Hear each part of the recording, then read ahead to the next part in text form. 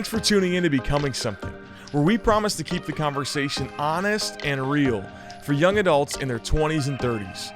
Every moment we live is training for a future moment, and that's why we do this podcast, because we want you to be prepared for everything that life is going to throw at you. Our hope with this podcast is that it would help you become all that God desires you to be.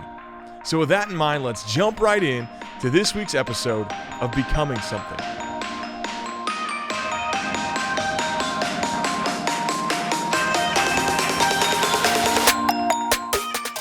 What's up, podcast world? It's your boy JP in the podcast studio. I got Nate Hilgenkamp. Let's go, I baby. got Kathy Davidson. What's up? And you're not going to believe it, guys. We got one of the Hansons with us. If you know the song. I don't think anyone knows. Yeah.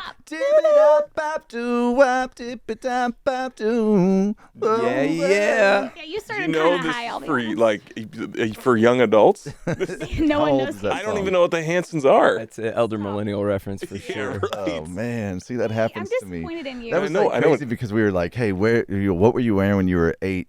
And that one guy was like, "Nike Shocks." I was like, "Oh, wow, okay, that feels like yesterday, but whatever." So Man. who is here? You didn't introduce him. Who actually is here with us? A Hanson. I'm not Hanson, to be clear. I wish you were. Guys, It's okay, your, guys. It's your, it's your BFF forever. I just want to say 3 of the 4 of us have met Louis Giglio before. Yeah. Here's the deal. One of us is not. Wow. One of us has been on your podcast. Yes. Yes. Wow. Yes. Highly offensive, and so I Wait, Nate was on your podcast? He's I'm been on the shocked. podcast. What? It So was, guys, this it was is- one of the highlights of my ministry. This Actually, is you Brett did talk Younker. about Is it. that I know. that amazing voice? Brett Younker from Passion City, Man, Atlanta, who we welcome. love. Passion City music, and thank you. Thanks for jumping on with us. I am so honored. Huge fan, longtime listener, Yeah. and so great to meet Kathy. Wow. finally. Yeah. That's all I gotta say. He said I was a secret sauce. Yeah. She's the sauce. Secret sauce. Wow, now I'm so hurt. Well, you've been on his podcast, so I Man. think. I kind of agree. She's the secret sauce. Hey, what is your podcast? Oh, I have a little side podcast called Jesus Songs. It's not little. It's Jesus songs. Listen, Yeah, if you're we have into about music, 25 and you're a very Christian. active listeners, growing, and it's really ground floor. I'll tell you who So- doesn't listen. This guy. Hey, Yeah. every week. Every week. JP, huh? be careful what you're saying right now. We can't lie in here. No, it's been a fun project, and what we do each episode is we highlight a song that's being sung in churches, and we talk to somebody who wrote it, or maybe they've helped carry the song, and it's really cool if you're into creativity, songwriting, or even if you just love singing these songs at church and you want to kind of get under the hood a little bit. Yeah. It's a fun listen. So why was Nate on your podcast then? Well, we did. 'Cause he doesn't carry I'm much of so a tune. confused by that. He doesn't carry a tune. We last Have you ever summer- heard How Great Is Our God? I have. Give Wrote to it. us. You Yeah, did it was- not. wrote it. You were probably when in Nate elementary sings school. How Great Is Our God, things change. Things do change. No, we did last summer we did a thing called Summer Playlist, and we invited a few friends on to say what would make your worship summer playlist. Oh, that's Which good. was so hard. Like, he's What'd you like, s- pick 5 songs. I'm like, how do I pick 5? on the spot. No. What's your, So you said, what's "How your great is our God?" favorite non-Christian song? Oh man, Are we allowed to It's listen gonna be to those? Coldplay. no, I think it would be Mbop. for sure. I don't know. That's really hard to answer. I mean, I'm a huge Beatles fan. Okay. Beatles are pretty formative. Have you for seen me. that movie Yesterday? Yes, I have. They're so good. It's a great little concept. Yeah, Yep. it's wild. It's like if you told somebody the plot of that movie, they would not want to see But it. it's a cute movie. Yeah, it's done It's well. I think it falls for me in a great plane movie category. Yeah. Oh. Like if you're on the plane, Oh, that's that's a good place to watch that one. That's a Yeah, good way to that say is that. good. Yeah, I feel that. That's great, man. So, Guys, I love this podcast. I just want to say right from the Oh. start. You and everyone else. Well, You can't. Except Caleb. well, I think you deserve all the credit and all the awards. And I think a couple years ago, I started doing young adult ministry, and I was searching for resources, and I found you guys. And just hearing the things you're talking about, I think it's really important, and I think it's super helpful. So I've loved it, and it's been really great. So I can't believe I'm in this space with you right now. Welcome. Dream come Yeah. true. it's so ironic because the other day we were searching for resources around Christian music, and we found you guys. Oh my gosh. And so it's just Wow, like, look at that. Look at God. Won't he do it? Won't He he Won't has he do done it? it. Yes, he He has. has done it. Which Brett, is, go ahead. You got it. You've got to be a part of like so many amazing songs and so many amazing moments, and specifically this last year, Passion, which I'm just so grateful you brought me. Like, what a cool thing. That, Yeah, like, thank you for the invitation. It was Passion so invites so you, and sweet it's like, to hey, hear. bring whoever you want. Well, what's sad is I've taken you so many places. When you said that, I was like, oh, yeah. Oh yeah, And then I was bring like, you. oh, wait, I didn't, though. And this year, I mean, y'all had a few songs. You know, that, Nate, like, you could also just get ticket jobs. Yeah, It's possible. They have It's not like tickets. impossible. He doesn't like to spend I'd money, have to I'll be be honest. paid first. No, to, Gosh. like, he just able to afford it. goes. Yeah. I've never met a cheaper person. so a few songs, like I feel like Sauce right there. That's the sauce. really carried, but I wasn't in the room to really know what it was like. But you got to I'll write. send you a link. Yeah, right. You got to write one of the songs, "The Lord Will Provide." Yeah. And it just like took off, took you to Times Square. Like it just like resonated with the next generation. Like, what's the heartbeat behind that song, and why do you think it resonates so well with young adults? Wow. Yeah, it's a special song, and that was a really special moment at Passion. My buddy Landon Wolf is leading it, Dallas guy, so shout out Texas. He came to us a few years ago, and just an amazing guy on our team, young worship leader, young voice.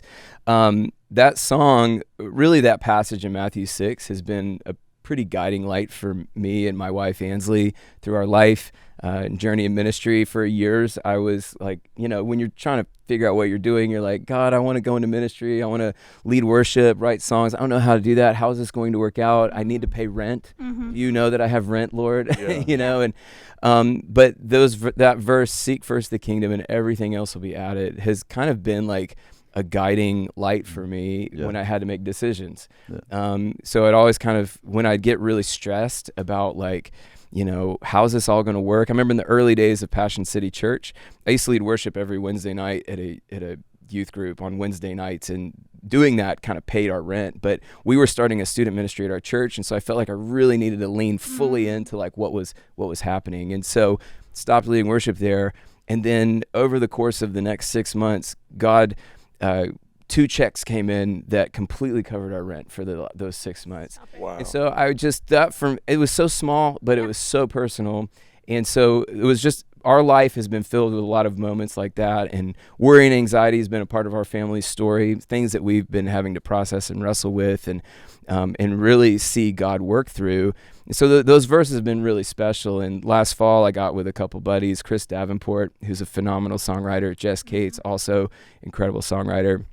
And I was sharing these verses that they've been carrying us through the current season that our family's been in. And I was telling you this the other day, Nate, I had this amazing idea to write a song called Flowers. And I was like, man, this is going to be so, wouldn't it be cool to have a worship song called Flowers? So cool. Like no one's ever thought of this. And literally driving to Chris's house, I was like, I can't do that. Miley Cyrus has a song called Flowers. Like, and it's massive. It won a Grammy. Yeah. Like, what am I thinking?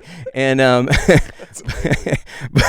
can buy myself flowers. I know, which is sadly Kind like of not the same meaning. no, but it's Totally different. sadly it's been Ansley's anthem because I always forget to buy her flowers. So. Look But- at the field of flowers. Yeah, come on. Look But at Solomon. But that idea of look at the flowers, you know, because if you look at the creation, let it lead you to the Creator and to see that. So we started talking about it that day. We wrote the song, and just in the months leading up to Passion, our team just felt like that might be a song that we needed to sing. You know, if you listen to Call on Heaven, our new record, we have a lot of like heaven language songs, like He Who Is to Come and Cry Out, that really kind of pull us up to see Jesus in this like magnified space. But Lord Will Provide, I love it because it kind of tethers us to like everyday life, real life, Yeah. like where it's not all buttoned up. Yep. But to be able to trust God. And so, you know, that moment that we played it just felt like a match got lit in Mercedes-Benz.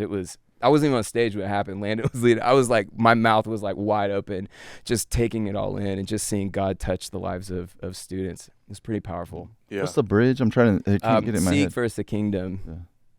And His its treasures, treasures, everything Come Come on, else Nate. will be That's it. added. Added. All that I'm needed. So Matthew 6:33 is my life verse. No The way. Lord will provide. Yeah, straight up. I just like always. I would say the first time I heard the Lord speak, I was sitting in church. I got there early, and I was reading in my Bible, and there was, the red letters. Yep. And I was just worried about so much. Yeah. And I was just like, man, what am I going to do next? Am I doing the right things? And that really kind of turned into the book Welcome to Adulting, because I was meeting with young adults that were all the time like, hey, do I go back and take the GMAT? Should I go back to school? I don't know what to do. They get in the business world after college. They've gone to school their whole lives. It's all been organized. And they're like, is this really it? Yeah. Like, is this really what I've been working so hard for? It's such a shift of life. And so I just he was like, who by worrying can add a single hour to his life? Like, do not worry about tomorrow, for tomorrow has enough trouble of its own. Then I just got to that, seek first his kingdom and his righteousness, and all these things will be added. And I was like, oh yeah, like I just need to focus on Jesus. Like I need to live my life thinking, God, what is it that you want to do? Like, that's why I'm here. And I just heard like the Lord say, I got you. Yep. I got you. And I was like, all right, let's go. So what would y'all say to the young adult who's like, man, I am seeking the Lord. I'm involved in my church, spend time in God's word, and I'm 32 and I'm single, and I don't want to be single, and I'm not driving the BMW, and I am in an apartment, and it's not even a cool apartment, and it's like it doesn't seem like God's just like pouring out blessing upon blessing upon blessing, and I'm trying to seek His kingdom, and I don't feel like I'm getting enough in a response. Yeah, that's a great question. I think one of the things, especially is I've been even kind of reprocessing these words of Jesus, is when you place these verses in the context of the whole message that Jesus is preaching on the Sermon on the Mount.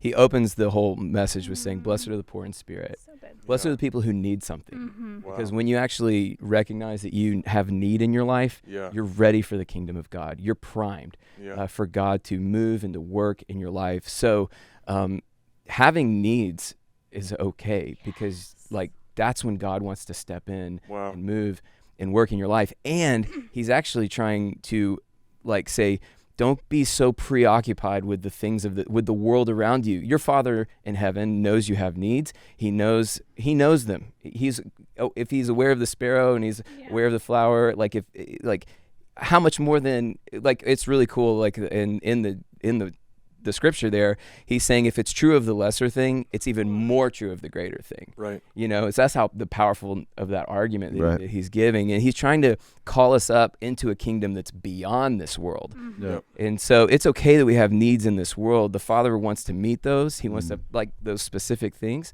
But He's also trying to pull us up into something that's beyond this world. Yeah. And the needs keep us desperate for Him. For and if He just sure. eliminated all needs, we wouldn't. For sure. see 100%. If dependence is the goal, weakness is the advantage. Yes. I just finished reading through like the first few books of the Bible. Good for you. Why do I start things like that? I was reading the Bible. Anyways, but Was I it think in Hebrew or? yeah, for sure. Can you name them? Yes, Genesis, Exodus, Leviticus. I was like, what's the book that I'm thinking of? Numbers and Deuteronomy. Anyways, I was going to say You had to get it in there. You Yes. had to say, I do know. God's provision does not look like what we want it to. Like, I'm thinking of the Israelites. They're hungry, they're worn out, they're complaining, they're grumbly. And He gives them manna. He literally like rains down bread from heaven, and they're not satisfied. And yet their need is met. And so I think like to that person that you're thinking of, it's like, I think actually like her basic needs are met. It's wants and desires that aren't necessarily needs. And that sounds like harsh coming from someone who's married and has kids or whatever. I think we put things that aren't needs into the Email her need at category. K. Davidson. Yeah. It's not my email anymore, bro. You don't know it. Quit. I quit. But I'm just saying, like, I think we have to be careful with what we think we're entitled to in this life, because turns out we're, like, not entitled to. I literally had the same thought. I'm like, I'm sorry that you have missed expectations. We all do. And you need to know that there's somebody driving around you with everything that you think that you want that is even more discontent than you are. And it is our perspective. And so He says, godliness with contentment is great gain. Like, naked you came into this world, and naked you will leave. With food and clothing, we should be content with that. Godliness with contentment is great gain. And so how do we get to that perspective that Jesus is enough? And I've heard it well said that, you don't realize He's all you need until He's all you have. And it sounds cliche. It sounds like a Christian platitude. I get it. But, as somebody who's hit that wall of anxiety at 100 miles an hour and looking around, and it's just like, man, or the story I think of is when I wanted more money, more preaching, and to be in the room when decisions were made. And in one fell sweep, like the Lord gave me all of that. I got a raise, I was teaching more, and now I'm on the executive team. And I'm a grown man, and I'm sitting in my car weeping because I'm hit on the forehead with the realization that it will never be enough, that there's not something in this world that's going to fulfill me, that I have this eternity-sized hole in my heart where I'm longing for God to make everything as it should be. And that longing is what pushes me, to the only thing that can fill. It's why Paul says in prison, I've learned the secret of being content, whether well-fed or hungry. Like, how can you be content and hungry? Like, the whole essence of being hungry is really, in a sense, to be discontent, Totally. whether having plenty or living in want. It's like, if my body is telling me that there's something that I don't have that I need, then it seems that I'm going to be discontent. But he's saying, I've learned the secret. There's a secret. If my hunger pushes me to the only thing that will ultimately provide for me, then my hunger is actually a driver toward contentment. So And so how do I stay in that? And I know it's a little bit of a head check, but if you don't learn this right now, you're not going to learn it. If you're not content as a single person, you will not be content as a married person. Wow. I've never met a person with married problems. I've met a person with single people problems they bring into marriage. The anxiety was there before marriage. The desire to control was there before marriage. The sexual sin was there before marriage. Lust was there before marriage. You move into marriage, you just bring your problems into marriage. Marriage just puts a big microscope on it. And so you've got to think, how can I be content as single? It doesn't mean that you don't want marriage. It means that you're okay and single. And then when you go to the BMW, because that was what you said, I'm not driving the BMW. It's like, yeah. But do you know how many people drive BMWs on antidepressants and they're super discontent, And so it's just like, the car is not going to be the thing. So what does that look like? Like, your song really has ministered to me. Home with 4 kids every day in the summer. I have to gear up in the morning. I'm like, Jesus, I need you. I feel entitled to free time, and I don't get it for 3 more months. So you got to give me what I need today. Right. And he does. Just turn on Bluey. It only lasts so long, you know? It's a short episode. Yeah, it's too short, man. Except for that movie that made all of us cry. Yeah. What movie? I haven't seen. They made a Bluey movie. It's like a 28. It's a 28-minute one that. I've heard it's ruined the parents. It's they're like, weeping. Yeah. Man. All that to say is I don't even know what I was saying. It's ministered to me. I think it's a daily thing. So what does it look like, though, for this next generation, which is known by their anxiety? Yeah. They have anxiety rates out the wazoo. For sure. Is that a fake phrase anymore? Out the wazoo. Out the wazoo. Out the Out the wazoo. wazoo. Like none we've ever seen before. All that to say is what does it look like to daily seek the kingdom? What is a wazoo? Okay. Too? Yeah. Just we what we're focus talking on I about. need to edit that out. I'll search as Brett talks. Yeah, was it Yeah, bad? Urban Dictionary wazoo. No, I think it's, obviously there's a lot of journeys with anxiety, and some of that can be really severe, and you might need some real counseling and some help to kind of get to the bottom of where that's humming. So I think that if you've never been in that space, you might need that. I think you should do that. But one of the things that I have noticed with anxiety is it's that thing of being really preoccupied with the past or really preoccupied with the future. Yes. Yeah. And what I love that Jesus is doing, I love it because he's on the trend way before we even got there. Like things like grounding or going out in nature. Yeah. But he's literally saying what Jesus he's is the grounding king. Yeah, exactly. What he's doing is he's pulling us immediately into the present and into the moment with what he's good. doing. Is he's going, so hey, look at the birds of the air. One of the, look at the flowers of the field. And so all of a sudden he's pulling us into this moment and saying there's an order. God's in control of this order. The sparrow, he puts the sparrow in an ecosystem. I love that one commentator that I read about that that phrase. He said he doesn't just like spoon feed a sparrow, but he puts a sparrow in a space where it can do what it's made to do. Ooh. And I think the word for some people is just, you just got to do what you're made to do. Go to work, go to your job, be faithful. Yeah. And you'll, on the other side of that faithfulness, you'll see God's provision. Yeah. Yes. And then the flower of the field is this, there's so much intention and beauty and design for something that was so meaningless and worthless that would be here today, gone tomorrow, burned up in the fire. Yeah. But God cared so much about it. Yeah. But he only gives us one thing to do, which is to seek the kingdom of God Yeah. and his righteousness. So I think it's that, is my mind preoccupied with Jesus, with who Jesus is, getting to know him, to pursue holiness and righteousness in my life. And if I can stay focused, if I can stay there, what is God doing? If you're not plugged into church, it's really hard to be about the kingdom work of God if you're on the periphery of church. Yeah. Yeah. If you're out there on your own, it's just going to be tough. Yeah. And so I think you got to get into the spaces like church and to know God, to be like Jesus. And that's the thing that pulls you not in the past, not into the future where you have no control over, but into the moment with him. Mm-hmm. Yeah, man. I think in that text, he gives us tells us to give our worries a 24-hour period. Jesus is saying, do not worry about the things past 24 hours. Do not worry about tomorrow, for tomorrow has enough troubles of its own. Yep. So he's like, what tomorrow can I worry about? Nothing. He says, don't worry about tomorrow. Right. Tomorrow, when you get into tomorrow, that time and space, because the Lord may come tonight. That's like the guy, the bigger barns guy, he's like, hey, I know what I'll do. I'll tear down my barns and I'll build bigger barns. And it's the only time in the New Testament God calls someone a fool. You fool, your very life will be demanded of you. And, he says in the Old Testament, I've never seen the righteous forsaken or their children begging bread. And if you turn a few chapters in Matthew, he says, look at the sparrow. Or he says, does not look at two sparrow, or not two sold for a penny. Sorry, I'm butchering my scripture. Or not two sold for a penny. And yet I'm telling you, one doesn't hit the ground apart from the Father's knowledge.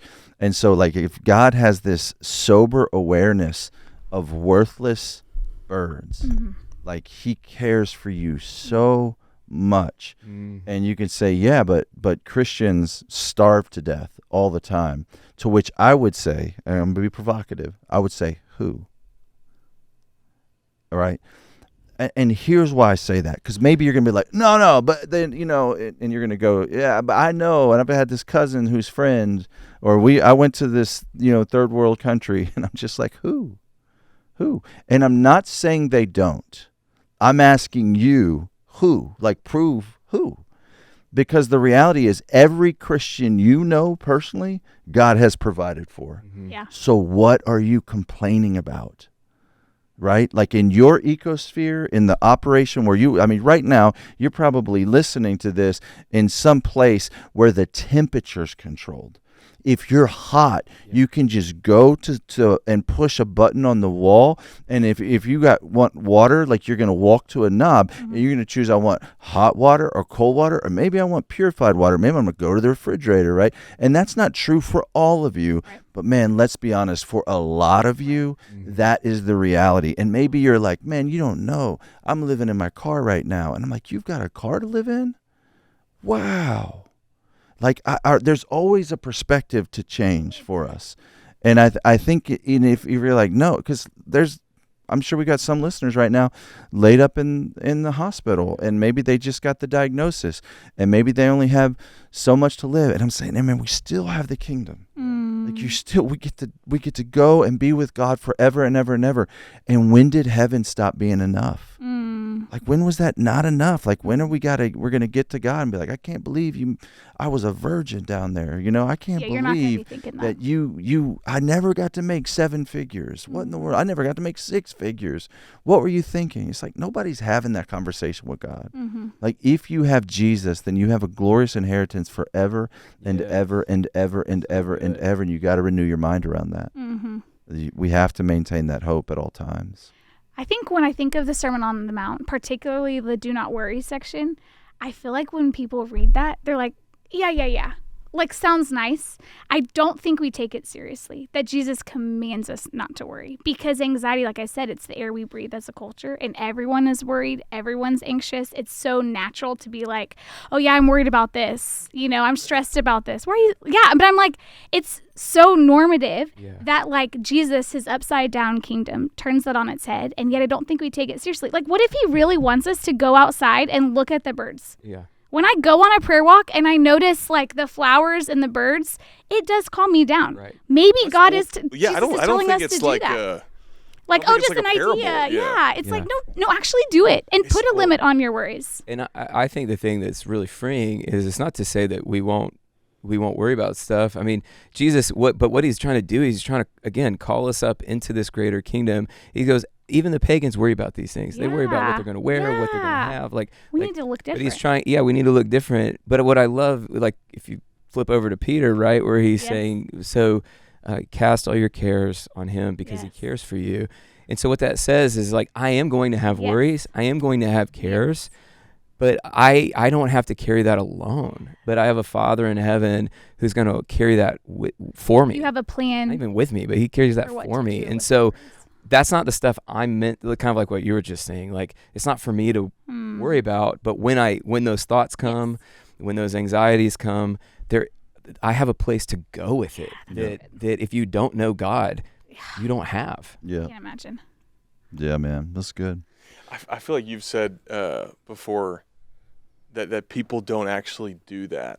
Like that people have said, man, I struggle with anxiety, and it's like, yeah, I've heard, pray about it or whatever. And you've said, hey, have you actually consistently prayed about it? Well, it's so do not be anxious about anything, but in everything by prayer and petition present your request to God with thanksgiving. And the peace of God, which transcends all understanding, will guard your hearts and minds in Christ Jesus. So he says pray 4 times there. Yeah. Do not be anxious about anything, but in everything by prayer and petition, present your request to God with thanksgiving. And so it's like he's saying, don't be anxious, but pray, pray, pray, pray. And we're like, I'm not just going to pray it away. I can't just like pray my anxiety away. But when I went through like severe panic and anxiety, I was met with a therapist and essentially was doing cognitive behavioral therapy, which my therapist, who was not a believer, was like, like you're a Christian, pray. And I was like, what do you mean? He wasn't like, Lord, please take away my anxiety. He's like this deep contemplative, meditative prayer. And in doing that every morning for a long period of time, like healed my brain. Like not just God answering the prayer, but the prayer in and of itself, the process of praying actually healed my brain. Yeah. And so that's why I'm not like, hey, just pray it away, like suck it up, you can do it. And I agree with you. Like sometimes therapy, counseling, medication, all kinds of things can be helpful, but you've got to but don't not do that. Right. Like that's the baseline. You got to start there. Like at least do that.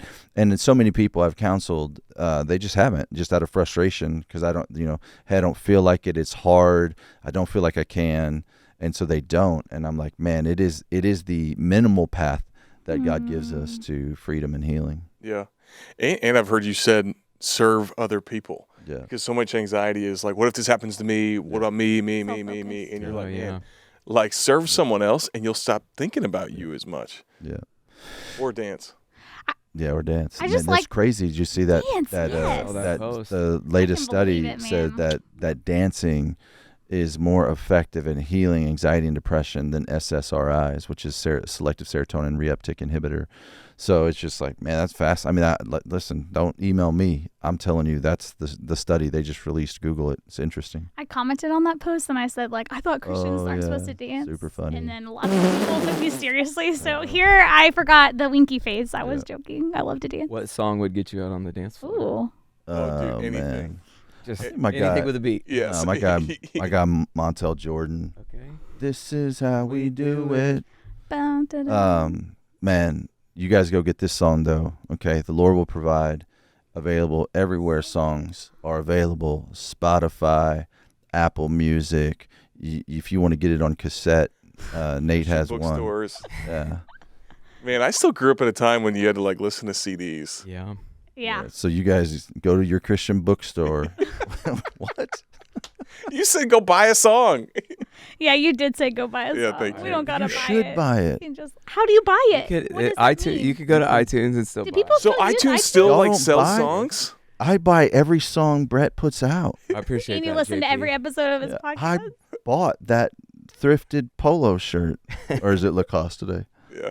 Yeah, it's Lacoste? nice. Yeah. over there. Okay, of Yep. course. All right, guys. Man, Britt and I have it's to go so write good. the new songs for Passion. Yeah, dude. I would 2025. love to see it. Yeah, Yeah, I'm so ready. please do. We Yeah, could I debut would it love here. I would love to see Wherever a song songs you are wrote. sold. guys, love this podcast. Love Brett, y'all. we Thank love for you. having You're me. Love you so more. great. We love you I'm more. so You've been glad our you're most here. enthusiastic guest ever. Most people are like, so who is this podcast to? They sometimes No, just say I know. JP's name because they're like, I don't know those guys. No. I know the groundswell that is, but the BSO community. Let's go. So. I almost just said who our least enthusiastic guest has been, but that would not Wow, be helpful. Nate. Yeah. Well, how are love you going you. to talk about me when I'm not here? That's Yeah, right. let's, does. let's I not do love it. that. See, that's why I Gossip didn't is say it. bad. Uh-huh. There we go. Self- Brett Younker, everybody. We will see you next Woo. week. Bye. Bye.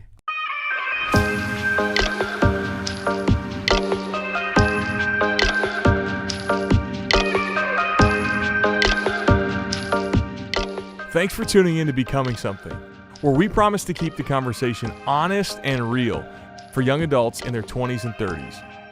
Every moment we live is training for a future moment, and that's why we do this podcast, because we want you to be prepared for everything that life is going to throw at you. Our hope with this podcast is that it would help you become all that God desires you to be. To find out more, visit becomingsomething.com.